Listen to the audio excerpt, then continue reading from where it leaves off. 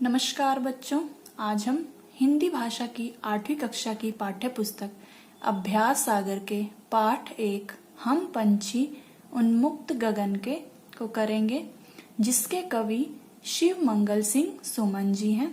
तो आइए बच्चों शुरू करते हैं। हम पंछी उन्मुक्त गगन के पिंजरबद्ध न गा पाएंगे, स्वर्ण श्रृंखला के बंधन में अपनी गति उड़ान सब भूले। ये कुछ पंक्तियां दी गई हैं। उपयुक्त पंक्तियों में से उन शब्दों को छांटकर लिखिए जिनमें अनुस्वार यानी बिंदु का प्रयोग तथा अनुनासिक यानी चंद्र बिंदु का प्रयोग किया गया है। तो देखते हैं। पहली पंक्ति में देखिए, यहाँ पर बिंदु का प्रयोग किया गया है, तो हम इसे यहाँ पर लिख देंगे पंछी। ठीक है। अगला शब्द देखते हैं, पिंजरबद्ध। इसमें भी बिंदु का प्रयोग किया गया है, तो पिंजरबद्ध। ठीक है। अगला शब्द देखते हैं, पाएंगे। पाएंगे। ठीक है।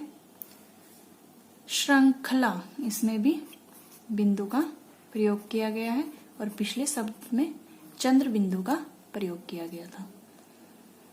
और देखते हैं बंधन। बंधन। ठीक है।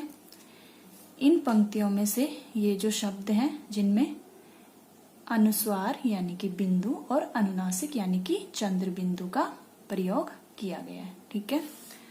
इसे हम आगे अच्छे से समझेंगे। अगला प्रश्न देखते हैं। तो हमारा अगला प्रश्न है, उच्चारण के आधार पर निम्नलिखित शब्दों में अनुस्वार यानी बिंदु तथा अनुनासिक यानी चंद्र बिंदु का प्रयोग कीजिए। ये देखिए, ये पहला शब्द है हमारा अंगूर। तो यहाँ पर अंग से अंगूर होता है ना, तो यहाँ पर बिंदी आएगी। ठीक है। अंगूर। चांद, यहाँ पर चंद्र बिंदु का प्रयोग किया जाता है। चांद, चंद्र बिंदु। पसंद। पसंद, तो यहाँ पर बिंदी का प्रयोग किया जाएगा, बिंदु का। आंगन। आंगन। आंगन। स्वाद। संवाद। स्वाद। संवाद। जाऊंगा। जाऊंगा। ठीक है। जाऊंगा। भावनाएं। भावनाएं। सांप दिया हुआ है, सांप। सांप। ठीक है। मंजिल दिया हुआ है, मंजिल।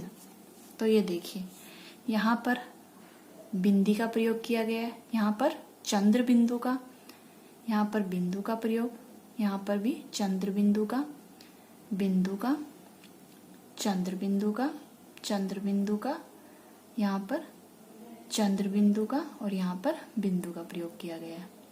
तो जहां पर बिंदु का प्रयोग किया गया है वे अनुस्वार हैं और जहां पर चंद्र बिंदु का प्रयोग किया गया वे अनुनासिक। ठीक, अनुनासिक हैं। ठीक है। आगे बढ़ते हैं अगले प्रश्न की ओर। अब यहाँ पर ध्यान दीजिए, जिन वर्णों के उच्चारण में हवा नाक से निकलती है वहां नियम के अनुसार अनुस्वार यानी बिंदु का प्रयोग किया जाता है। ध्यान दीजिए, दोबारा देखिए, जिन वर्णों के उच्चारण में हवा नाक से निकलती है वहां नियम के अनुसार अनुस्वार यानी बिंदु का प्रयोग किया जाता है। वर्णमाला के सभी वर्गों के स्वर रहित पंचम वर्ण के स्थान पर इसका प्रयोग किया जाता है। पंचम वर्ण कौन सा होता है? जैसे वर्णमाला की पहली लाइन है क ख ग घ अण। अण ये जो है नाक से बोलने वाला पंचम यानी पांचवा वर्ण। ठीक है। च छ ज न अण। च छ ज ण। ट ठ ड ढ अण। त थ द ध न। ठीक है।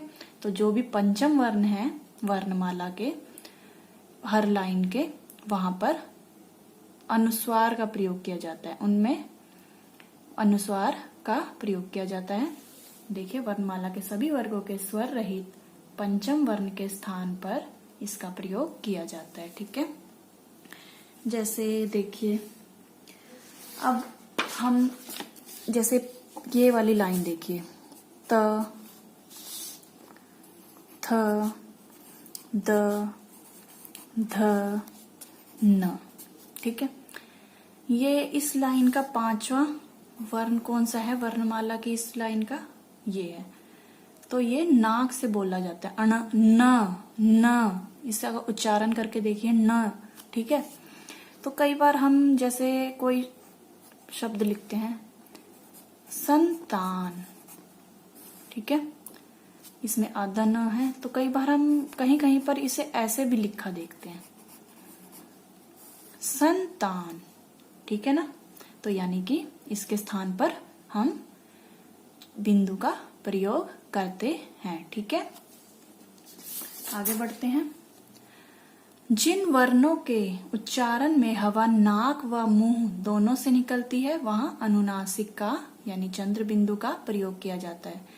तो पहले हमने पढ़ा कि जिन वर्णों के उच्चारण में हवा केवल नाक से निकलती है वहां पर अनुस्वार यानी बिंदु का प्रयोग, और जिन वर्णों के उच्चारण में हवा नाक व मुंह दोनों से निकलती है वहां अनुनासिक का प्रयोग किया। जैसे आंख, आंख, आप बोल के देखिए, उच्चारण करके देखिए, तो आपको खुद ही, क्योंकि आंख में चंद्र बिंदु का प्रयोग किया जाता है, तो आपको खुद ही महसूस होगा कि जो आप बोल रहे हैं नाक और मुंह दोनों से ही उसका उच्चारण हो रहा है।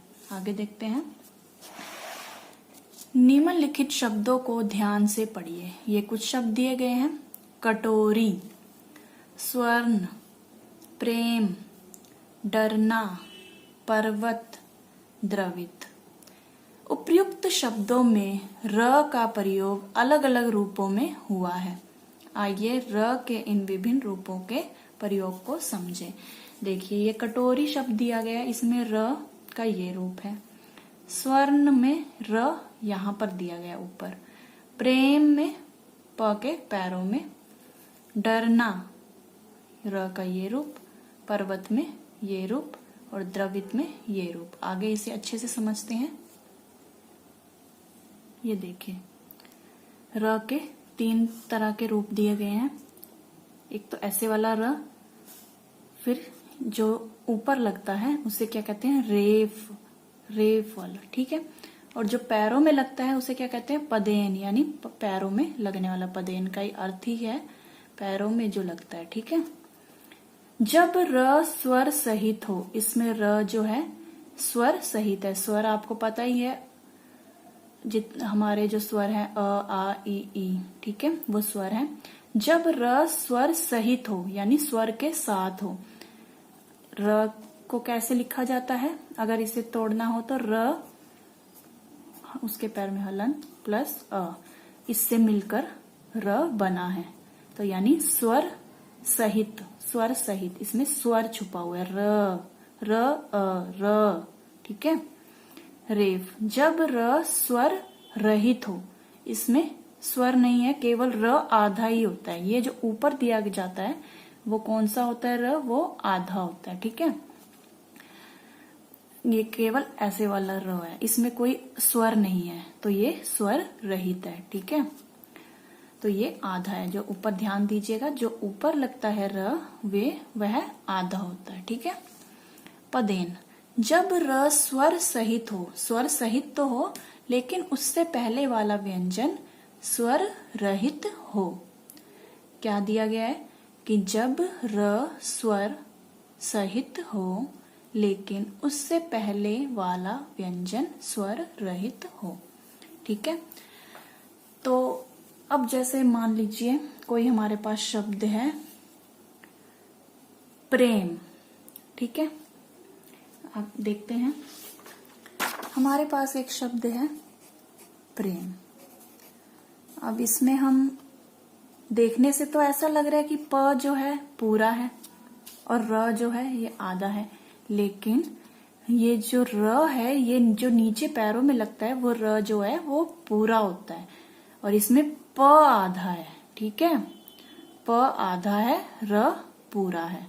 तो जैसे कि इसमें बताया गया था कि जब र स्वर सहित हो, यानी कि र तो पूरा है, इसमें स्वर भी है, और लेकिन उससे पहले वाला व्यंजन यानी कि प क्या है, आधा है, यानी प को ऐसे लिखा जाएगा, प क्या है, आधा, ठीक है।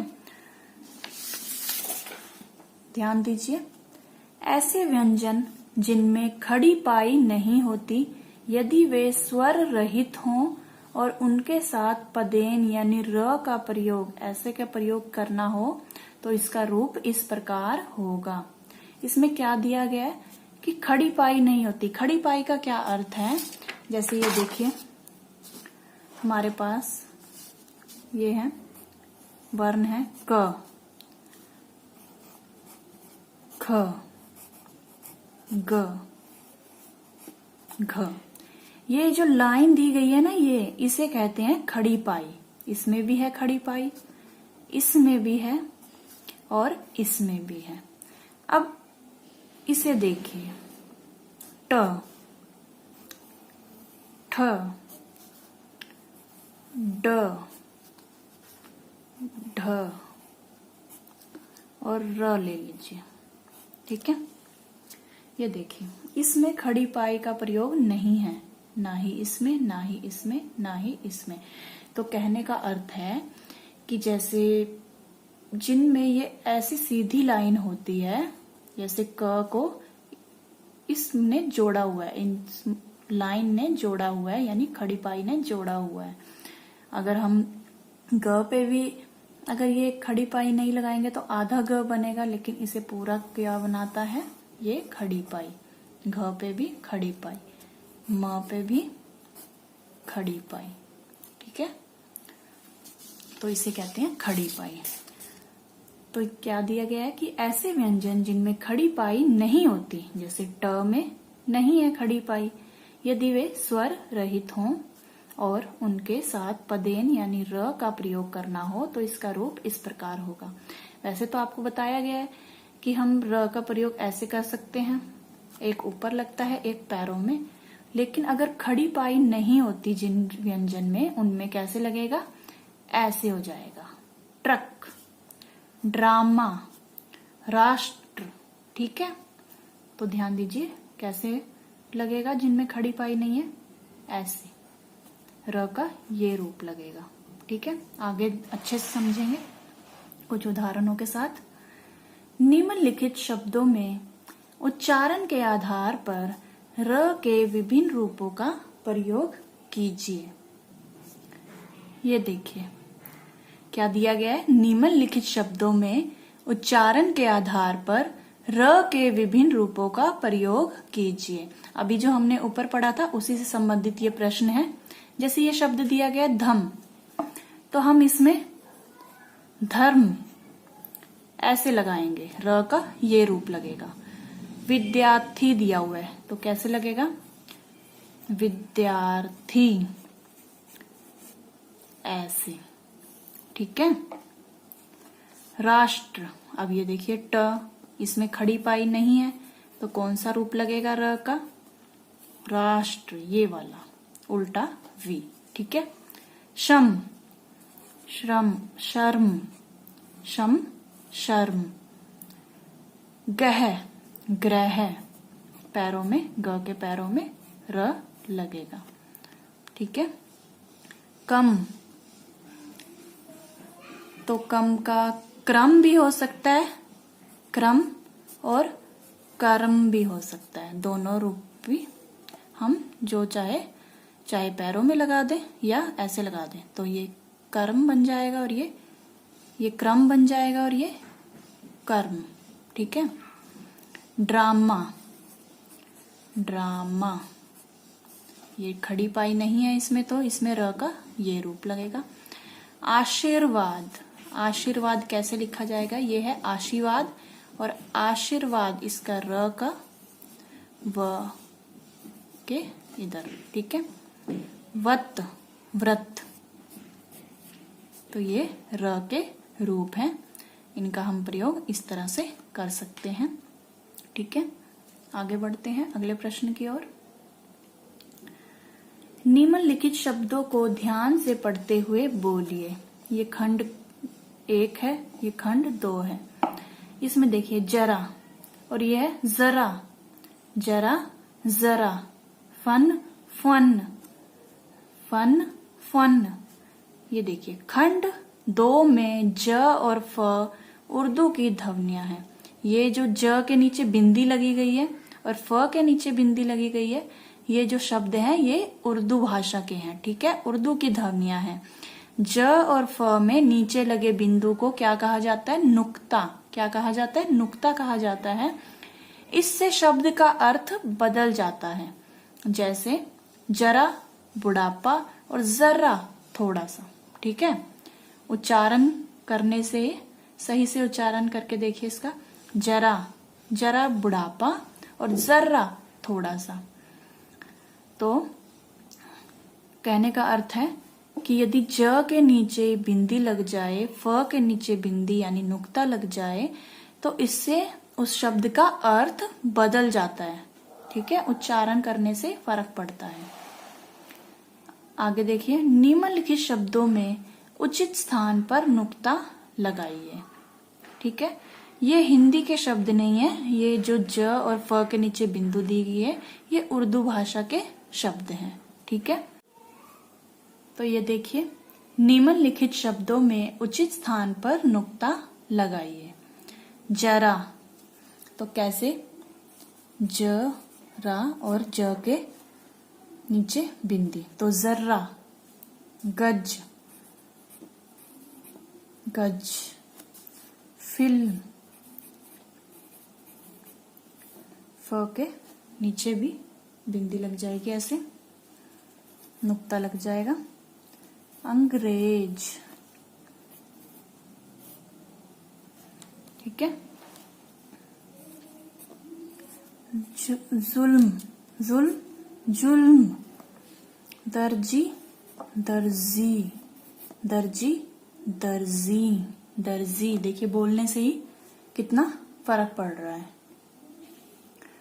बर्फ, बर्फ, बर्फ, बर्फ, बर्फ। रोजा, रोजा, रोजा।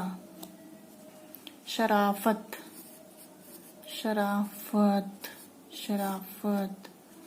फर्क, फर्क, फर्क। कर्ज,